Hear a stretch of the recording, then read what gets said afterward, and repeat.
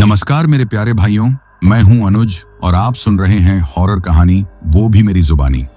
दोस्तों, आज का हॉरर पॉडकास्ट ट्रक ड्राइवर की है जिनका नाम योगेंद्र है। तो चलिए अब यह कहानी योगेंद्र के नजरिए से सुनते हैं। लेकिन उससे पहले आप लोगों से एक शिकायत है, आप लोग स्टोरी को पूरा सुनते हैं लेकिन लाइक नहीं करते हैं। इस बार आप लोगों से मैंने बहुत उम्मीद लगाई है कि आप लोग अब की बार वीडियो को लाइक भी करेंगे और चैनल को सब्सक्राइब करके अपना सपोर्ट जरूर दिखाएंगे। और अगर आप लोग चाहते हैं कि आप लोगों का नाम वीडियो में लिया जाए तो अपना नाम और अपने शहर का नाम जरूर कमेंट करें। तो अब ज्यादा समय नहीं लेते हैं, चलिए कहानी की शुरुआत करते हैं। दोस्तों, मेरा नाम योगेंद्र है। मैं पेशे से ट्रक ड्राइवर हूं और इस वक्त मैं जो कहानी आप लोगों को सुनाने जा रहा हूं वो कोई बनाई हुई या फिल्मी नहीं है, बल्कि ये वही है जो मेरी आंखों के सामने घटी थी और जो कुछ मैं आज तक नहीं भूल पाया। ये बात आज से करीब 4 साल पुरानी है। उस समय मैं सागरपुर शहर में ही ट्रक चलाया करता था। सरकारी काम था। अलग अलग मेडिकल सप्लाई लेकर कई जिलों के अस्पतालों में जाता था। उस दिन भी मौसम थोड़ा गर्म था, लेकिन मन में थोड़ी राहत थी क्योंकि आज की लोडिंग जरा खास थी। सरकारी अस्पताल के लिए नई मेडिकल बेड्स की सप्लाई लेकर जाना था। गर्मी तेज थी लेकिन मन में जोश भी था। सरकारी ड्यूटी थी, थोड़ा सम्मान भी मिलता था और सबसे ज्यादा भरोसा था अपने ट्रक और अपने साथी सचिन पर। सचिन मेरा खलासी था, उम्र में मुझसे छोटा लेकिन काम में तेज और दिल का साफ। कभी थकता नहीं था। हर बार सफर में उसकी बातें, उसका हंसना, उसकी गाने की आदतें वो ट्रक के केबिन को घर बना देता था। सुबह के करीब 10 बज चुके थे जब मैं सागरपुर के उस सरकारी वेयर हाउस पहुंचा जहां से माल लोड होना था। वहां सरकारी अफसर, क्लर्क, कुछ मजदूर सब बेड्स को ट्रक में चढ़ाने की तैयारी में जुटे थे। सचिन वहीं ट्रक के बगल में खड़ा होकर हंसी मजाक कर रहा था। उस्ताद, उसने कहा, कभी आपने सोचा है इन बेड़ों पर कोई आत्मा भी लेटी हो सकती है? मैं हंस पड़ा। तू ज्यादा फिल्में देखता है बे, ये हॉस्पिटल का बेड है, भूतों का नहीं। लेकिन वो बात मजाक में कही गई थी। उस वक्त मेरे दिल में जरा सा भी डर नहीं था। हमें बताया गया था कि ये बेड धनेरा गांव के एक पुराने अस्पताल में लगने वाले हैं, जिसे अब सरकार फिर से चालू कर रही है। बेड लोड होने में करीब 2 घंटे लगे। बीच बीच में सचिन पानी लाकर दे देता, कभी किसी मजदूर को बुलाकर रस्सी बंधवाता। जब तक लोडिंग पूरी होती, मैं वहीं पास के ठेले से गर्म पूरी सब्जी लेकर आया और दोनों ने ट्रक के साए में बैठकर खाना खाया। उस दिन का सूरज थोड़ी तीखी नजरों से देख रहा था, लेकिन हवा में अजीब सी चुप्पी थी, जैसे कुछ इंतजार कर रहा हूं। जब दोपहर के करीब 1 बजा तो हमने कागजात ली और ट्रक स्टार्ट कर दिया। ट्रक की घड़घड़ाहट, सचिन के गुनगुनाने की आवाज और मेरी आंखों में धनेरा तक का लंबा रास्ता। हमने तय किया था कि रात तक धनेरा पहुंच जाएंगे, वहीं बेड खाली करेंगे और फिर वापस लौटेंगे। लेकिन शायद हमें नहीं पता था कि धनेरा सिर्फ एक जगह नहीं, एक जाल था। एक ऐसी जगह जहां से कोई भी आसानी से वापस नहीं आता। सचिन ट्रक की खिड़की से बाहर झांकता रहा। उस्ताद, आज रास्ता कुछ अजीब सा नहीं लग रहा? कैसा अजीब? मतलब सब कुछ शांत है, न ज्यादा गाड़ियां, न खेतों में लोग, न कहीं कोई ढाबा खुला दिख रहा है। मैंने नजर दौड़ाई। सही कह रहा था। आमतौर पर इस रास्ते पर काफी चहल पहल रहती थी, लेकिन आज कुछ सन्नाटा ज्यादा ही महसूस हो रहा था। शाम के करीब 5 बजे हम एक छोटे बाजार से गुजरे, जहां से हमने पानी और चाय ली। वहीं एक बुजुर्ग मिले जो दुकान चला रहे थे। मैंने पूछा, धनेरा का रास्ता यही जाता है ना? उन्होंने मेरी तरफ देखा। उनकी आंखों में कुछ था। जाता तो है, पर वहां रात में जाना ठीक नहीं बेटा। कोशिश करो, दिन ढलने से पहले पहुंच जाओ। मैं मुस्कुराया। सरकारी बेड ले जा रहे हैं अंकल, जिम्मेदारी है। वो कुछ नहीं बोले, बस सिर हिलाया और दुकान के अंदर चले गए। सचिन ने चाय का घूंट लेते हुए कहा, लगता है कुछ गड़बड़ है। कुछ नहीं, ये बूढ़े लोग तो हर जगह डर की कहानी बना देते हैं। तू ज्यादा सोच मत। शाम 6:30 चुके थे। सूरज ढलने को था और हम अब उन रास्तों पर थे जहां दाईं तरफ घना जंगल और बाईं ओर वीरान खेत थे। ट्रक की हेडलाइट अब काम आने लगी थी। चारों ओर एक सन्नाटा, वो सन्नाटा जो कानों में बजता है। सचिन अब थोड़ा चुप हो गया था। वो अपनी साइड की खिड़की से लगातार बाहर देख रहा था। मैंने रेडियो ऑन किया, लेकिन वहां भी सिर्फ हवा की सरसराहट थी। सचिन बोला, उस्ताद, आपको अजीब नहीं लग रहा कि इतने लंबे रास्ते में एक भी ट्रक या बस नहीं दिखी? मैंने गहरी सांस ली। अब बोल मत ज्यादा, हम पहुंच रहे हैं, बस थोड़ा ही रास्ता बाकी है। रात 8 बजे हम धनेरा के बाहरी हिस्से में पहुंच चुके थे, पर कोई स्वागत नहीं था, कोई बोर्ड नहीं, कोई अस्पताल की इमारत नहीं दिखी। बस सामने से आती धीमी थकी सी हवा और एक सुनसान मोड़। यहां से अंदर जाना है, मैंने कहा, कागजों पर लिखे पते को देखते हुए। सचिन ने एकदम शांत आवाज में कहा, उस्ताद, चलो आज रात यहीं ट्रक रोको, सुबह अस्पताल ढूंढ लेंगे। मैंने उसकी बात सुनी, लेकिन ट्रक रोका नहीं, क्योंकि शायद अब हमारे रुकने का वक्त बीत चुका था और आगे जो कुछ हमारे साथ होना था वो अब शुरू होने वाला था। रात के 8:15 चुके थे। हम धीरे धीरे ट्रक को धनेरा गांव की गलियों में घुमा रहे थे। हेडलाइट की रोशनी आगे आगे रास्ता दिखा रही थी, लेकिन ऐसा लग रहा था कि जैसे वो रोशनी भी डर रही हो। ज्यादा दूर नहीं जा रही थी। गांव की सड़कें कच्ची थीं, दोनों तरफ टूटे फूटे घर, कहीं कहीं पेड़ जिनकी टहनियां अब हवा में नहीं, खामोशी में हिल रही थीं। सचिन बगल में बैठा बैठा अब कुछ नहीं बोल रहा था। मैंने रेडियो फिर ऑन किया, लेकिन अब उसमें भी आवाज नहीं थी, सिर्फ खाली सन्नाटा। कहाँ है अस्पताल? सचिन ने धीमे स्वर में पूछा। मैंने सिर झुकाकर कहा, पता यही गांव लिखा है, अब किसी से पूछना पड़ेगा। हम ट्रक को धीरे धीरे एक तिराहे की तरफ मोड़ते हैं, जब हमें सामने एक टूटी दीवार के पास एक छोटा सा बिजली का खंभा दिखाई देता है, जिस पर एक ट्यूब लाइट मध्यम सी टिमटिमा रही थी। लेकिन गांव शांत था। ना कोई बच्चा खेलता दिखा, ना कोई गाय भैंस की आवाज, ना रेडियो, ना हुक्का, ना बातों की खुसर फुसर। बस जैसे पूरा गांव सांसें रोके बैठा हो। हम ट्रक से नीचे उतरते हैं। मैं कंधे से मोबाइल निकाल कर देखता हूं, नेटवर्क गायब। सचिन ने दूर तक नजर दौड़ाई, फिर बोला, उस्ताद, ये जगह ना थोड़ी अजीब सी लग रही है। मैंने उसकी बात अनसुनी की। चल किसी को ढूंढते हैं, कोई तो मिलेगा जो बताएगा ये अस्पताल कहाँ है। हम ट्रक की हेडलाइट ऑन छोड़कर पैदल ही एक गली में मुड़ते हैं। गली में सूखे पत्ते बिखरे थे, हर कदम पर उनकी चरमराहट सुनाई देती। कभी कभी ऐसा लगता जैसे कोई दूर से देख रहा हो, लेकिन कोई नजर नहीं आता। तभी एक मोड़ से गुजरते हुए हमें सामने से आती एक अधेड़ औरत दिखाई देती है। उसके सिर पर लकड़ियों का गट्ठर था और हाथ में एक धारदार लंबी चमकती हुई दांतली। उसके बाल बिखरे हुए थे, कपड़े पुराने और थोड़े गंदे से लग रहे थे। हम दोनों एक पल को रुक गए। मैंने हल्की आवाज में कहा, माँ जी, अस्पताल कहाँ है? वो चुप रही, हमारी तरफ नहीं देखा, बस हल्के से हाथ से उस दांतली से इशारा किया, उसी रास्ते की तरफ जहां से वो आ रही थी। सचिन ने मेरी तरफ देखा। कुछ बोल क्यों नहीं रही? शायद थकी होगी, मैं बुदबुदाया, लेकिन उसकी खामोशी कुछ कह रही थी। वो कुछ पल हमें देखती रही, फिर बिना कुछ बोले आगे बढ़ गई। हमने पीछे मुड़कर देखा, औरत दूर अंधेरे में ओझल हो चुकी थी। अब हमने फैसला किया कि ट्रक उसी दिशा में लेकर चलते हैं जिस तरफ उसने इशारा किया था। ट्रक में बैठकर हम उस कच्ची सड़क पर धीरे धीरे चलने लगे। रास्ता अब और भी सुनसान था, दूर दूर तक कोई मकान नहीं, बस झाड़ियों और पेड़ों का झुंड। उस्ताद, सचिन बोला, उस औरत की चाल देखी? लग नहीं रहा था कि लकड़ी का बोझ लिए चल रही है। उसकी चाल सीधी नहीं थी, कुछ टेढ़ी सी थी। मैंने कोई जवाब नहीं दिया, लेकिन मन में कुछ खटक रहा था। करीब 15 मिनट बाद हमें दूर से एक बड़ी 2 मंजिला बिल्डिंग दिखाई दी। चारों ओर अंधेरा था, कोई भी लाइट नहीं जल रही थी। शायद यही है, मैंने कहा। सचिन ने गर्दन झुकाकर कहा, ये अस्पताल तो नहीं लग रहा। मैंने ट्रक को उसी बिल्डिंग के बाहर रोका। लोहे का एक पुराना गेट, जिस पर जगह जगह जंग लगी थी। गेट आधा खुला था और उस पर बेलें छड़ी हुई थी।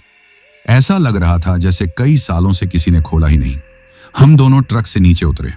ट्रक के इंजन की आवाज अब बंद हो चुकी थी और अब हर आवाज साफ सुनाई दे रही थी। हवा की सनसनाहट, पत्तों का हिलना और दिल की धड़कन। हम गेट के पास पहुंचे। मैंने मोबाइल निकाला, टाइम देखा, 11:04 रात के। सचिन धीरे से बोला, उस्ताद, ये टाइम कुछ तो अजीब है। मैंने पूछा, क्या मतलब? मतलब हमारी जिंदगी और मौत के बीच का यही 20 मिनट का फासला है। उसकी आवाज एकदम गंभीर हो चुकी थी। हम अब उस गेट से भीतर चले जाते हैं।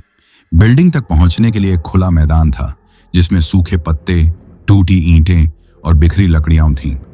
मैं आगे आगे चल रहा था।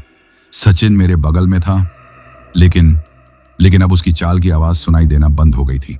मैं रुक गया, मोबाइल की टॉर्च ऑन की और बगल में देखा। सचिन गायब था।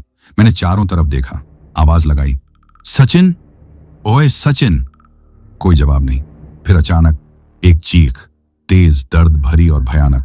वो चीख अस्पताल के अंदर से आ रही थी। मैं वहीं थम गया। दिल की धड़कन अब कानों में सुनाई दे रही थी। चीख सचिन की नहीं थी, वो किसी छोटे बच्चे की थी। मैंने खुद को दिलासा दिया, डरना नहीं है। दादाजी कहते थे, डरते ही ओहरा कमजोर होता है। मैंने मोबाइल टाइट पकड़ा और आगे बढ़ गया, उस बिल्डिंग की ओर। सीढ़ियां टूटी फूटी थीं, लेकिन मैं चढ़ गया ऊपर वाले माले की तरफ, जहां अभी कुछ ही देर में मैं किसी ऐसी चीज का सामना करने वाला था जिसे कोई शब्द पूरी तरह बयान नहीं कर सकता। सीढ़ियों से ऊपर चढ़ते वक्त हर कदम ऐसा लग रहा था जैसे वो जमीन पर नहीं, किसी दूसरी दुनिया की तरफ उठ रहा है। हवा बंद थी, लेकिन फिर भी ऐसा लगता जैसे कोई मेरे कान के पास कुछ फुसफुसा रहा हो। हर 2 कदम पर पीछे मुड़कर देखने का मन करता, लेकिन डर था कि कहीं पीछे कुछ हो गया तो उसका सामना करने की हिम्मत शायद न हो। मैंने मोबाइल की टॉर्च कसकर पकड़ी, वही मेरी एकमात्र उम्मीद थी। सचिन अब तक नहीं मिला था। उसकी चीख नहीं आई, आवाज नहीं आई, ना ही पत्तों की चरमराहट, बस एकदम सन्नाटा। मैं ऊपर की मंजिल पर पहुंचा। सामने एक लंबा गलियारा था, दीवारों की पपड़ी उखड़ी हुई, फर्श पर धूल जमी थी, कुछ जगहों पर पुरानी टूटे बेड पड़े ढे थे। और तब मेरे मोबाइल की टॉर्च में कुछ हल्का सा हिला। मैंने आंखें तरेर कर देखा। दूसरी तरफ के खंभे के पीछे कोई छुपा था, शायद कोई बच्चा। एक झलक मिली, जैसे लंबे बाल हों और वो सिर निकालकर मुझे देख रहा हो। कौन है? मैंने पूछा। आवाज थोड़ी कांपी थी। कोई जवाब नहीं। यहां क्या कर रहे हो? बाहर आओ। मैंने मोबाइल की लाइट उसी तरफ घुमाई, लेकिन अब वहां कोई नहीं था। मैंने कुछ कदम आगे बढ़ाए। अब मोबाइल की रोशनी थोड़ी और दूर तक जा रही थी। मेरी सांसें अब थोड़ी तेज चल रही थीं। तभी एक दरवाजे के भीतर से किसी के हंसने की आवाज आई, लेकिन वो हंसी बिल्कुल इंसानों जैसी नहीं थी, जैसे कोई बच्चा अपने मुंह पर हाथ रखकर हंस रहा हो। दम घुटी हुई, कटी कटी सी हंसी। सचिन, मैंने फिर आवाज लगाई। इस बार हंसी थोड़ी जोर से गूंजी। अब मैं डर को झटकते हुए उस कमरे की तरफ बढ़ा जहां से वो आवाज आई थी। दरवाजा आधा खुला हुआ था। मैंने धक्का दिया। कमरे में घुप अंधेरा था, लेकिन जैसे ही मेरी टॉर्च की रोशनी कोने में गई, मैं वहीं का वहीं जम गया। वहां एक छोटा बच्चा, या कहें छोटी सी लड़की खड़ी थी। लंबे बाल, फटे पुराने कपड़े और हाथ में एक बड़ा नुकीला कांच का टुकड़ा। उसका चेहरा मैं शब्दों में बयान नहीं कर सकता। चेहरे पर जगह जगह से कट के निशान थे, जैसे किसी ने कांच से उसका चेहरा चीर दिया हो। लेकिन खून टपक नहीं रहा था, बस बहता दिख रहा था, जैसे रुका हुआ वक्त हो उसके लिए। वो लड़की एकदम शांत खड़ी थी। मेरे मोबाइल की रोशनी उस पर पड़ रही थी। उसने अपनी गर्दन थोड़ा तिरछा किया और मुस्कुराई, पर वो मुस्कान नहीं थी, वो मौत की मुस्कुराहट थी। उसके दांत पीले, गंदे, और उसके मुंह से एक सड़ी हुई बदबू निकल रही थी। मैं एक कदम पीछे हटा। तभी उसने चलना शुरू किया, लेकिन चाल नहीं थी वो तो कांच को जमीन पर घसीटते हुए मेरे पास आती जा रही थी, और हर कदम पर उसका वो कांच फर्श पर नोचता जा रहा था। एक ऐसी आवाज जो आज भी मेरे कानों में गूंजती है।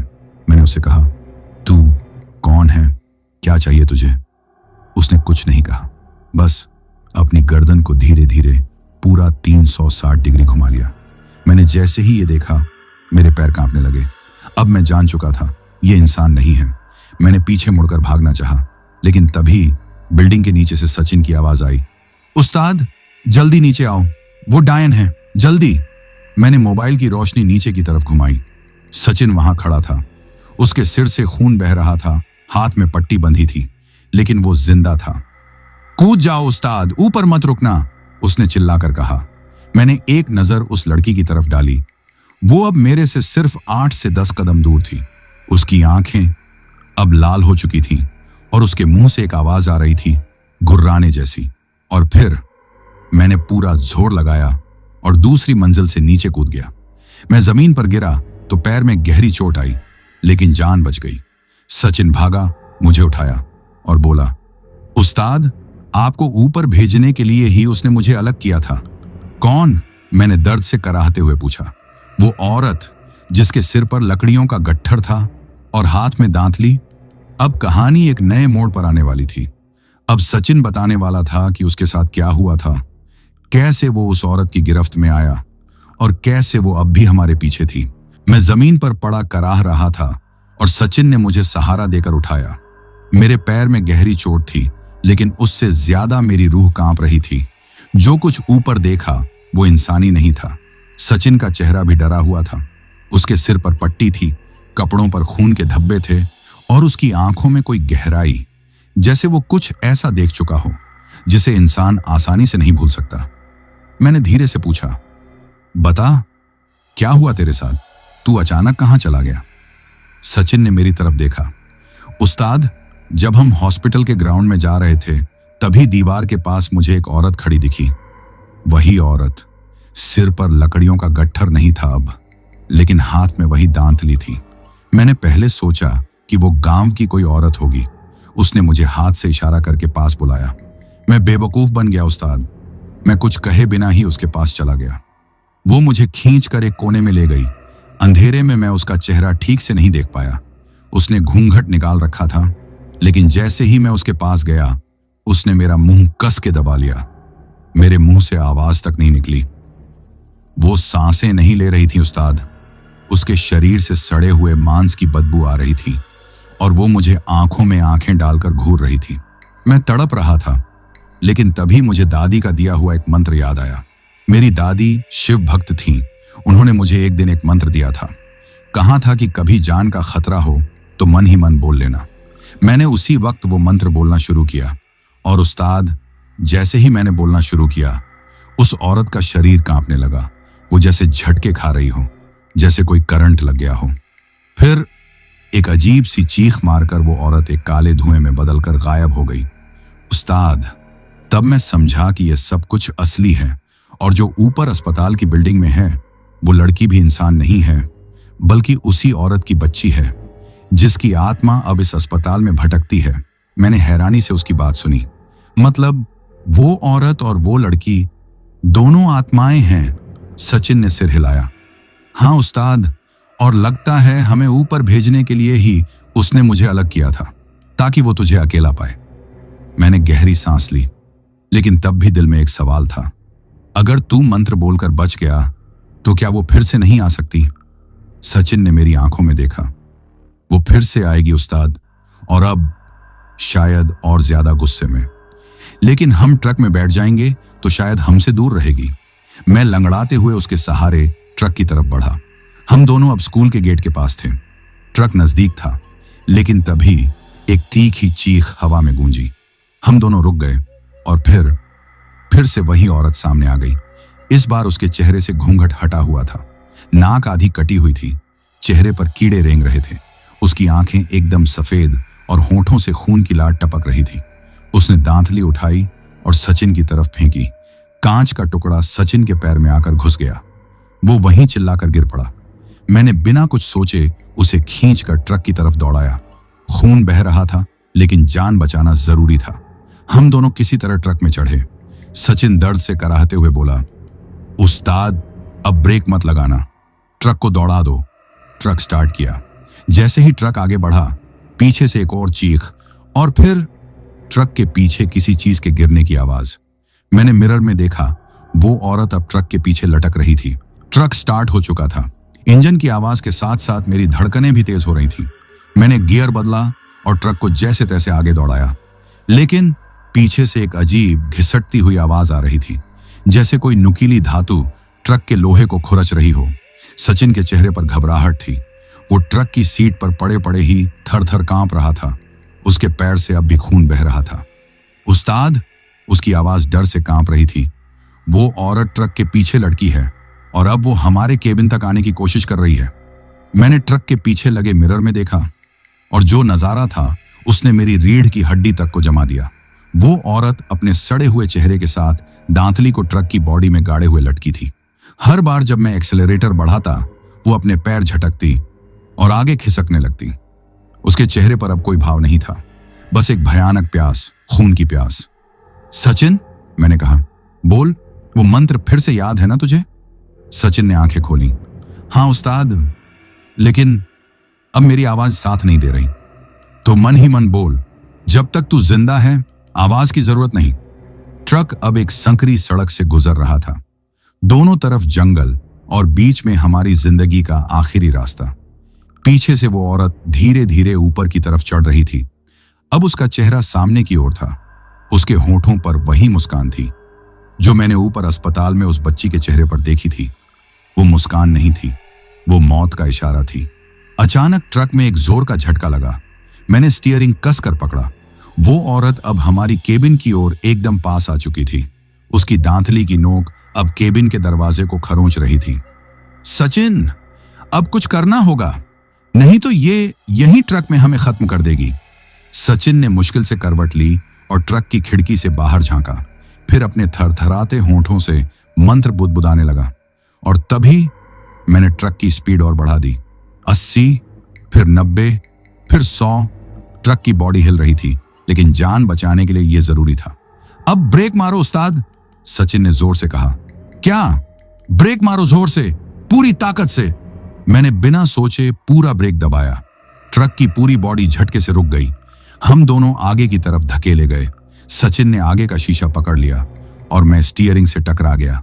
लेकिन वो औरत ट्रक से उछलकर जमीन पर जा गिरी। वो जमीन पर गिरी तो उसकी चीख पूरे जंगल में गूंज गई, जैसे कोई जानवर घायल होकर कराहता है। लेकिन वो वहीं नहीं रुकी। अब उसने अपनी गर्दन ऊपर उठाई और कुछ बड़बड़ाने लगी। तू बच नहीं सकता, आज नहीं तो कल मुझे तेरा खून चाहिए। सचिन ने फिर से खिड़की से बाहर झांका और पूरे जोर से मंत्र पढ़ना शुरू किया। मैंने देखा उस औरत का शरीर अब फिर से कांपने लगा था, जैसे बिजली का झटका लग रहा हो। वो वहीं जमीन पर झटपटाने लगी। धीरे धीरे उसके चारों ओर काला धुआं बनने लगा और फिर वो गायब हो गई। केबिन में कुछ पल के लिए खामोशी थी। न ट्रक की आवाज, न हवा की सनसनाहट, बस हम दोनों की तेज सांसें। मैंने सचिन की तरफ देखा। बच गए? उसने सिर झुकाकर कहा। शायद इस बार के लिए। मैंने ट्रक को फिर से स्टार्ट किया और आगे बढ़ाया। अब सिर्फ एक ही मकसद था, किसी तरह हाईवे पर पहुंचना। पर सचिन की हालत बिगड़ रही थी। उसका खून अब फिर से बहने लगा था। उसे अस्पताल ले जाना जरूरी था, लेकिन हमें उस जगह से निकलने से पहले गांव के भयानक अतीत के बारे में जानना था, क्योंकि जो हमने झेला वो तो बस एक शुरुआत थी। जब ट्रक उस सुनसान रास्ते से निकलकर आखिरकार कच्चे हाईवे पर पहुंचा तो ऐसा लगा जैसे किसी गहरे कुएं से बाहर आए हों। पीछे क्या हुआ था उससे अब भी सांसें थमी थीं। सचिन के पैर से खून बह रहा था। मेरा पैर चोटिल था, लेकिन सबसे बड़ा जख्म मन के अंदर बन चुका था। करीब 45 मिनट चलने के बाद सड़क के किनारे एक पुराना सा ढाबा दिखा। वहां कुछ ग्रामीण लोग बैठे थे, उम्र दराज, कुछ हल्का सा चाय पीते, कुछ रेडियो से पुरानी आवाजें सुनते हुए। मैंने ट्रक रोका, सचिन को सहारा देकर नीचे उतारा और हम दोनों ढाबे की बेंच पर बैठ गए। हमारे कपड़ों पर धूल, खून और डर तीनों साफ दिख रहे थे। एक बुजुर्ग आदमी ने हमारी तरफ देखा और पूछा, क्या हुआ बेटा, कहां से आ रहे हो? मैंने लंबी सांस लेकर जवाब दिया, धनेरा गांव से सरकारी हॉस्पिटल में बेड पहुंचाने गए थे। उस बुजुर्ग के चेहरे का रंग जैसे उड़ गया। उसने हाथ कांपते हुए अपने माथे पर रखा और पूछा, कौन से हॉस्पिटल की बात कर रहे हो तुम? मैंने जेब से वो डिलीवरी स्लिप निकाली। सरकारी मुहर, पता, सब उस पर था। बुजुर्ग उसे गौर से देखने लगा और फिर धीरे से बोला, बेटा, उस हॉस्पिटल में आज कोई नहीं जाता, क्योंकि वो अब हॉस्पिटल नहीं रहा। हम दोनों चौंक गए।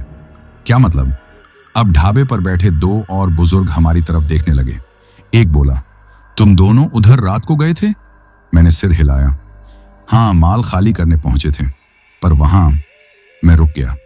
वो तीसरा बूढ़ा हमारे पास आया और बहुत धीरे से बोला, बेटा, वो जगह अब इंसानों की नहीं है, वो भूतों का अस्पताल है।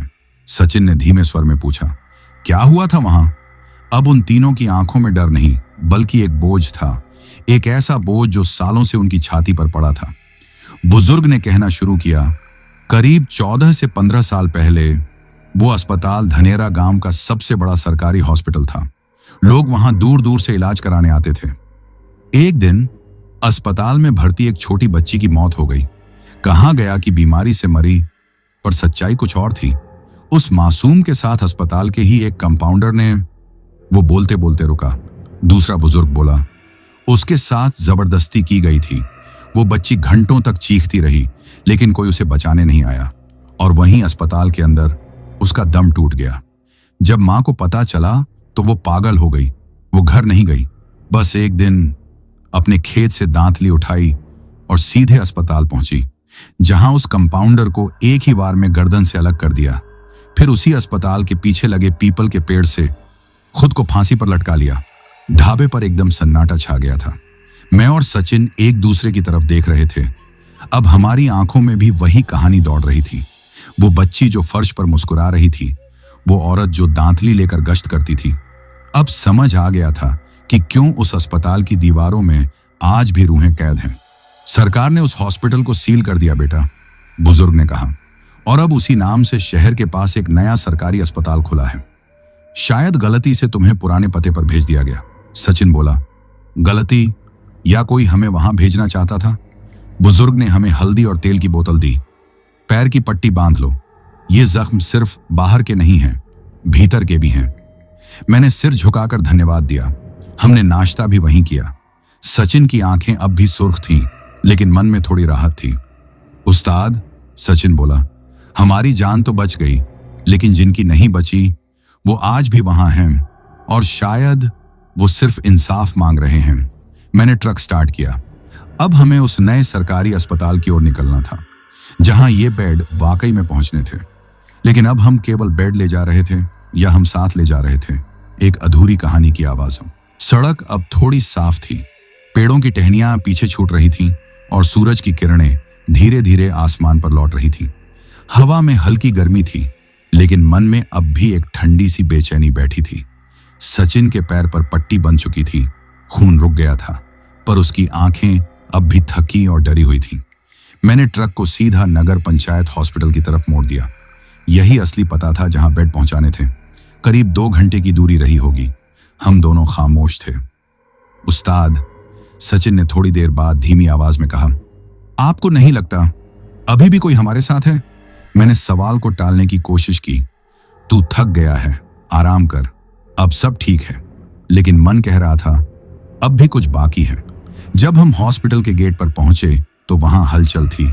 मरीज, डॉक्टर, वार्ड बॉय, हर कोई अपनी जगह व्यस्त। हमें देखकर एक स्टाफ वाला दौड़ता हुआ आया। सर, आप ही लोग बेड लेकर आ रहे थे? मैंने सिर हिलाया। आपकी बहुत जरूरत थी। आज बेड नहीं आते तो 12 मरीज जमीन पर लेटे रहते। हमने ट्रक को हॉस्पिटल के पीछे स्टोर के पास खड़ा किया। स्टाफ के कुछ लड़कों ने रस्सी खोलनी शुरू की और एक एक करके बेड नीचे उतारने लगे। मैं और सचिन वहीं बगल में बैठ गए। तभी सचिन ने कोहनी से मेरा हाथ हिलाया। उस्ताद, देखो उस नर्स को। मैंने नजर घुमाई। एक नर्स वार्ड के गेट पर खड़ी थी, सफेद ड्रेस में, लेकिन उसका चेहरा बिल्कुल वैसा ही था जैसा उस बच्ची का। हम दोनों उसकी तरफ देखते रहे। वो अंदर चली गई बिना हमारी तरफ देखे। क्या ये वही है? सचिन ने पूछा। मैंने सिर हिलाया। पता नहीं, शायद वो हमें दिखाई दे रही है, क्योंकि अब हम वो सब देख चुके हैं। बेड उतारने का काम पूरा हुआ। हमें अंदर बुलाया गया साइन करवाने के लिए। एक क्लर्क ने साइन कराते हुए पूछा, आप लोग लेट कैसे हो गए? डिलीवरी कल रात की थी ना? मैंने उसकी तरफ देखा। हमें पुराने हॉस्पिटल का पता दे दिया गया था। वहां बहुत अजीब, मतलब सुनसान जगह थी। क्लर्क रुक गया। उसने धीरे से सिर झुकाया और बोला, वो हॉस्पिटल अब भी फाइलों में जिंदा है, पर असलियत में वो मरा हुआ है। सचिन ने साइन किए और बाहर निकल आया।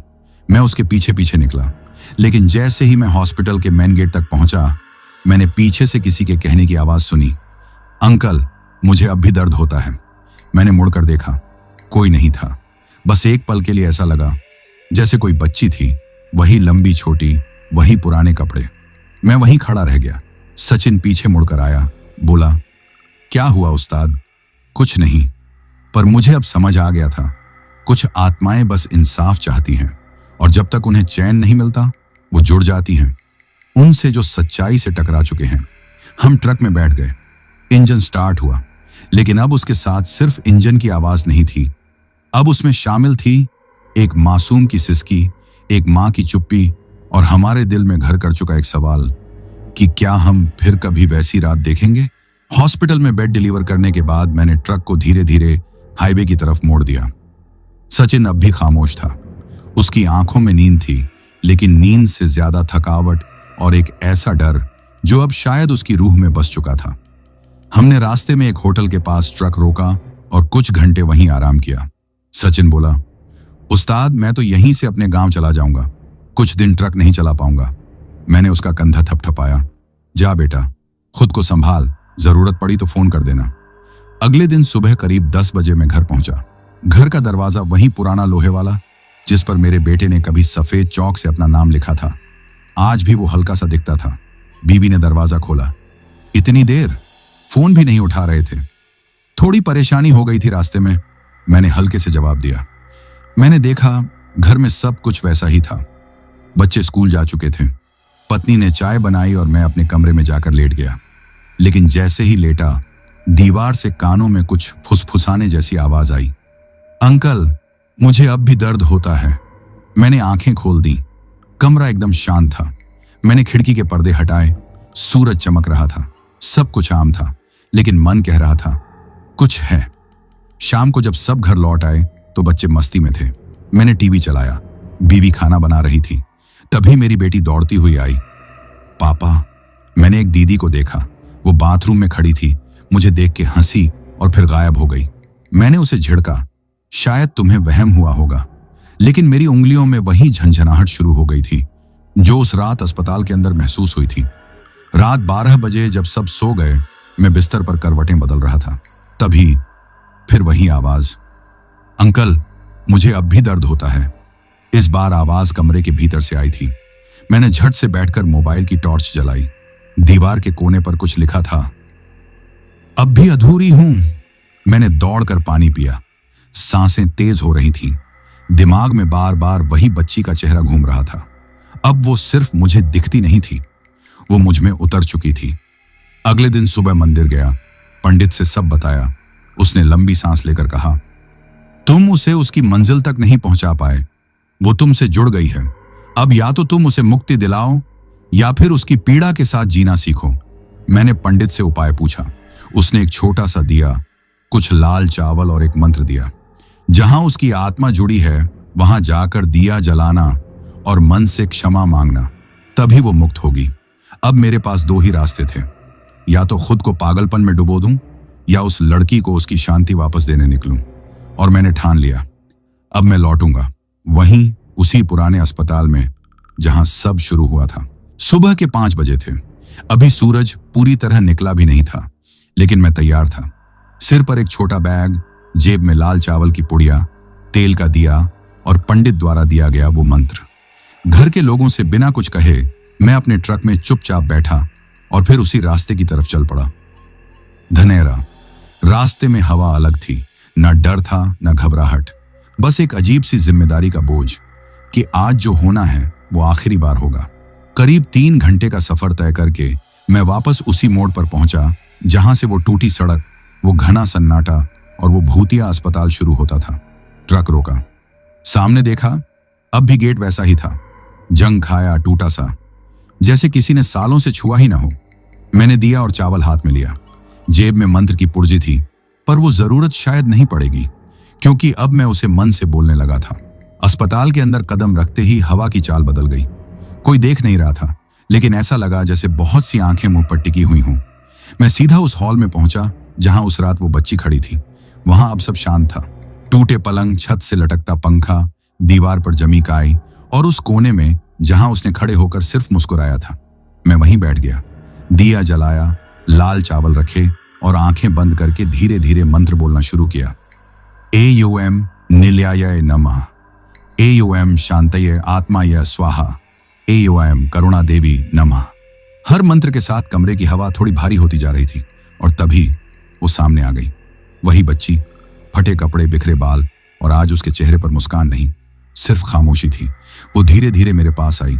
मैंने आंखें बंद रखी, मंत्र जारी रखा, एयूएम मुक्तिम प्रयच्छ आत्माय स्वाहा। उसने मेरे कंधे पर हाथ रखा, सिर्फ एक पल को, और वो हाथ बर्फ जैसा ठंडा था। मेरे पूरे शरीर में एक झटका सा लगा, लेकिन मैं रुका नहीं। मंत्र पूरा होते ही मैंने आंखें खोली। वो गायब थी। कमरे में अब वो सन्नाटा नहीं था जो डराता है। अब एक शांति थी जैसे कोई बंधी हुई चीज अब आजाद हो गई हो। मैंने दिया वहीं छोड़ दिया। चावल की कुछ बूंदें हवा में उड़ गईं और जब मैं मुड़ा, गेट की तरफ वही औरत खड़ी थी। उसके हाथ में दांतली नहीं थी, चेहरा शांत था और वो देख रही थी बिना कुछ कहे। मैंने सिर झुकाया। माफ कर दो, मुझसे जो हो सका मैंने किया। उसने कुछ नहीं कहा, बस एक पल को अपनी आंखें बंद की और जैसे ही मैंने दोबारा देखा, वो भी जा चुकी थी। अब अस्पताल सिर्फ एक पुरानी इमारत थी, ना कोई परछाई, ना कोई आवाज, ना कोई गुर्राहट, बस टूटे पलंग, दीवारों की चुप्पी और एक मुकम्मल सुकून। मैंने ट्रक स्टार्ट किया और धीरे धीरे वहां से निकल पड़ा। पीछे देखा, अब कोई नहीं था। पुराने अस्पताल से लौटे हुए 2 दिन हो चुके थे। मैंने अब ट्रक भी छोड़ दिया था। बीवी ने कहा, कुछ दिन आराम करो, मन और शरीर दोनों थक गए हैं। बच्चे अपनी दुनिया में थे, घर अब सामान्य चल रहा था, लेकिन हर चीज सामान्य होकर भी थोड़ी अलग लग रही थी। सुबह की चाय वही थी, लेकिन स्वाद में कुछ भारीपन था। रात की नींद आती थी, लेकिन सपने अधूरे रह जाते थे। दीवारें चुप थीं, लेकिन उनके पीछे से कभी कभी कुछ सुनाई देता था। एक दिन दोपहर में मैं छत पर बैठा था। तेज धूप थी, आसमान नीला। तभी मेरी बेटी ऊपर आई। पापा, वो दीदी फिर आई थी। कल रात मेरे पलंग के पास बैठी थी, कह रही थी अभी सब खत्म नहीं हुआ। मैंने चौंक कर उसकी तरफ देखा। क्या कहा उसने? यही, अब मेरी मम्मी तुम्हारे साथ रहना चाहती हैं। उसके शब्द सुनते ही मेरी रीढ़ की हड्डी सुन्न हो गई। मैंने खुद से कहा था मैंने उसे मुक्ति दी थी, लेकिन शायद सिर्फ बच्ची की आत्मा मुक्त हुई थी। मां अब भी बंधी थी, बेटी से अलग होकर। रात में मैंने वो पुर्जी फिर से निकाली जिस पर मंत्र लिखा था, लेकिन इस बार मन कह रहा था कि मंत्र से कुछ नहीं होगा। इस बार बात सिर्फ आत्मा की नहीं थी, ये एक मां की पुकार थी। रात 2 बजे जब सब सो चुके थे, मैं उठा और मंदिर के सामने बैठ गया। दिया जलाया, आंखें बंद की, कुछ नहीं बोला, बस मन ही मन कहा, तू अगर साथ रहना चाहती है तो रह ले, लेकिन मेरी बेटी को मत छूना, उसकी हंसी को मत छीनना। तभी कमरे में हवा चलने लगी। दिया एक बार झपका, फिर शांत हो गया। मैंने महसूस किया जैसे किसी ने सिर पर हाथ रखा हो। न तो डर था, न सुकून, बस एक मौन, जैसे कोई बात कहकर जा चुका हो। अगली सुबह मेरी बेटी ने कहा, पापा, वो दीदी अब नहीं आई, लेकिन जब गई तो कहती गई, अब मैं अपनी मम्मी को मिल गई हूं। मैंने खिड़की से बाहर देखा। धूप पहले से ज्यादा साफ थी, हवा में अब बदबू नहीं थी और मन में एक गहराई से उठती हुई शांति थी। करीब 1 महीना हो गया था। सब कुछ सामान्य लगने लगा था। मन शांत, घर खुशहाल, ट्रक स्टैंड पर चहल पहल। एक दिन मालिक ने कॉल किया, योगेंद्र भाई, अब तो काफी दिन हो गए आराम करते, एक लोडिंग का काम है, चल पाओगे? मैंने बिना कुछ सोचे हाँ कर दी। नई सप्लाई है, आईसीयू की मशीनें और स्ट्रेचर, खरगोन से बड़वानी जिला अस्पताल तक। नया खलासी भेज रहे हैं तुम्हारे साथ, नाम है राकेश। अगली सुबह 8 बजे लोडिंग हो गई। राकेश एक दुबला पतला सीधा साधा लड़का था। शुरुआत में ज्यादा नहीं बोला, बस अपना सामान ट्रक के पीछे रखा और खामोशी से आकर बगल में बैठ गया। मैंने इंजन स्टार्ट किया। सड़कें जानी पहचानी थीं, पर सफर अब कुछ अलग सा लग रहा था। करीब 2 घंटे बाद जब रास्ता थोड़ा वीरान हुआ, राकेश ने पहली बार मेरी तरफ देखा और बोला, भैया, आपसे कुछ पूछूं? हाँ, पूछ। कभी आपने ट्रक में कुछ ऐसा देखा है जो इंसान ना हो? मैंने एक पल को स्टीयरिंग कसकर पकड़ा, सांसें धीमी हो गईं। फिर पूछा, तू क्यों पूछ रहा है? राकेश की आंखें डबडबाई हुई थीं। कल रात मैंने सपने में देखा, ट्रक के पीछे कोई और बैठा है, सफेद कपड़े में एक औरत। उसे देखकर लगा जैसे मैं उसे पहले भी कहीं देख चुका हूं, पर याद नहीं आ रहा कहां। मैंने ट्रक एक किनारे रोका, इंजन बंद किया। बैठ ठीक से, अब सब साफ साफ बता, राकेश ने कहना शुरू किया। मैं 2 महीने पहले एक और ट्रक में खलासी था। उस ट्रक का ड्राइवर एक रात धनेरा से होकर गया था। उसी रात से उसके साथ अजीब चीजें होने लगी। वो चुप रहने लगा, नींद में बड़बड़ाता, और फिर एक दिन ट्रक में ही उसकी मौत हो गई। उसके बाद मैं कभी उधर नहीं गया, पर आजकल वो औरत मेरे सपनों में आने लगी है। मैंने उसकी बात सुनी और मेरी रूह कांप उठी। वो औरत, मैंने धीरे से कहा, उसके चेहरे पर दांतली के निशान थे। राकेश ने चौंक कर देखा। हाँ, आप कैसे जानते हैं? अब मुझे यकीन हो गया था, वो आत्मा अब किसी और से जुड़ चुकी है। शायद मेरे बाद उसने उस ट्रक ड्राइवर को चुना। और अब राकेश, मैंने तुरंत ट्रक स्टार्ट किया। कहां जा रहे हैं भैया? मंदिर। कहीं ना कहीं ये कड़ी फिर से वही कहानी दोहराने जा रही है और मैं ये दोहराने नहीं दूंगा। हम रास्ते से हटकर एक छोटे गांव के मंदिर पहुंचे। वहां एक बुजुर्ग साधु थे, शांत गहरी आंखों वाले। मैंने पूरा किस्सा उन्हें बताया। उन्होंने मंत्र सुना, राकेश की हथेली पर देखा और कहा, जिस आत्मा से तुम बचे थे उसने अब किसी और को पकड़ लिया है, लेकिन ये आत्मा अब उतनी भटकती नहीं, बस एक सहारा ढूंढती है। अगर राकेश सच से भागेगा तो वो आत्मा उसे निगल जाएगी, लेकिन अगर सच को अपनाएगा तो शायद वो आत्मा हमेशा के लिए शांत हो जाए। मैंने राकेश का कंधा पकड़ा। डर मत, ये कहानी तुझसे शुरू नहीं हुई है, लेकिन शायद तुझसे खत्म हो सकती है। हम दोनों वहां से निकल पड़े, पर अब राकेश अकेला नहीं था और ना मैं। अब ये सिर्फ एक डर नहीं, एक वादा था कि जो अधूरी आत्मा भटक रही है उसे उसकी शांति तक पहुंचाया जाएगा। मंदिर से लौटने के बाद मैं और राकेश चुपचाप ट्रक में बैठे रहे। हम दोनों के बीच कोई बातचीत नहीं हुई, पर एक बात तय हो चुकी थी, अब जो कुछ करना है आज ही करना है। हमने तय किया कि उसी रात हम फिर से धनेरा के पुराने अस्पताल तक जाएंगे, लेकिन इस बार हम खाली हाथ नहीं जाएंगे। साधु ने हमें कुछ चीजें दी थीं, एक लाल धागा, एक मिट्टी का दिया जिसमें सरसों का तेल था और एक छोटा तांबे का घंटा। साथ ही उन्होंने सिर्फ एक बात कही थी, जाकर उसके सामने बैठ जाना, जो अधूरी है वो खुद सामने आएगी। डरना मत, उसका अंत डर नहीं, समझ है। रात के 11 बज चुके थे। हम ट्रक को उसी रास्ते पर ले जा रहे थे जहां से सब कुछ शुरू हुआ था। धनेरा का वीरान अस्पताल अब सामने था, वैसा ही टूटा, खामोश और अंधेरा। लेकिन आज कुछ अलग था। हम भागने नहीं आए थे, हम सुनने आए थे। हम दोनों ट्रक से उतरे। राकेश के हाथ में दिया था, मेरे हाथ में घंटा। अंदर घुसते ही वो जानी पहचानी ठंडक शरीर में उतरने लगी, लेकिन अब दिल कांपा नहीं, बस थोड़ा भारी हुआ। हम वहीं पहुंचे जहां पहली बार मैंने उसे देखा था। वही कोना, वही सन्नाटा, वही इंतजार। राकेश ने दिया जलाया, मैंने घंटा धीरे से बजाया। आवाज कमरे की हर दीवार में गूंजने लगी और तभी वो फिर आई। इस बार कोई डरावनी एंट्री नहीं थी, ना चीख ना गुर्राहट। बस वो औरत सामने आकर खड़ी हो गई, चेहरा शांत लेकिन आंखें अब भी भरी हुई। दांतली उसके हाथ में नहीं थी, बस खाली हथेलियां थीं, जैसे वो कुछ मांग रही हो। राकेश एकदम जम गया। मैंने धीरे से उसका हाथ पकड़ा। देख, अब तुझसे कुछ नहीं चाहिए इसे, अब ये बस जाना चाहती है, लेकिन बेटी से अलग नहीं। हमने दिया उस औरत के पैरों के पास रख दिया। राकेश ने कांपती आवाज में कहा, अगर आप चाहें तो मेरे सपनों में मत आइए, मैं हर साल आपके लिए दिया जलाऊंगा। और तभी कमरे में हल्की हवा चली, दिया की लौ एक बार लहराई और वो औरत धीरे धीरे धुएं में बदलने लगी। इस बार कोई चीख नहीं थी, बस एक शांत मुस्कान थी उसके चेहरे पर। और जब वो पूरी तरह गायब हुई तो हमें लगा जैसे कोई बहुत बड़ा बोझ हमारे सीने से उतर गया हो। हमने गेट से बाहर निकलते हुए एक बार पीछे मुड़कर देखा, कोई नहीं था, लेकिन हवा में अब भी हल्की सी चंपा की खुशबू तैर रही थी। शायद वो लड़की और उसकी मां अब एक साथ थीं और आखिरकार आजाद। हम ट्रक में बैठे। राकेश बोला, भैया ये कहानी यहीं खत्म हो गई।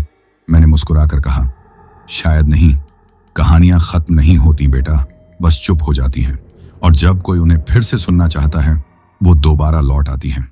तो दोस्तों, यह कहानी यही खत्म हुई। अब जिन भाइयों ने अपना नाम वीडियो में कमेंट किया था उनका नाम लेते हैं। लक्ष्मण भाई तेलंगाना से, हैदर अब्बास लखनऊ से, पिंटू भाई जफरा से, रानूगिरी दुबई से, विनोद गणवीर नागपुर से, उर्वीश जाला गुजरात से, जहीर उल्लाह खान भाई पाकिस्तान से, किरण दास वेस्ट बंगाल से, राबिन लामा सऊदी अरब से, राठौद प्रकाश भाई गुजरात से। और अगर आप लोग भी चाहते हैं कि आपका नाम वीडियो में लिया जाए तो अपना नाम और अपने शहर का नाम वीडियो में कमेंट करें। अगर आपको यह कहानी पसंद आई हो तो वीडियो को लाइक और चैनल को सब्सक्राइब करें ताकि और भी डरावनी कहानियां आप तक पहुंच सकें। कहानी को अंत तक सुनने के लिए दिल से धन्यवाद दोस्तों। आज के लिए बस इतना ही, मिलते हैं जल्द ही कुछ नई कहानियों के साथ। तब तक के लिए अपना ध्यान रखिए।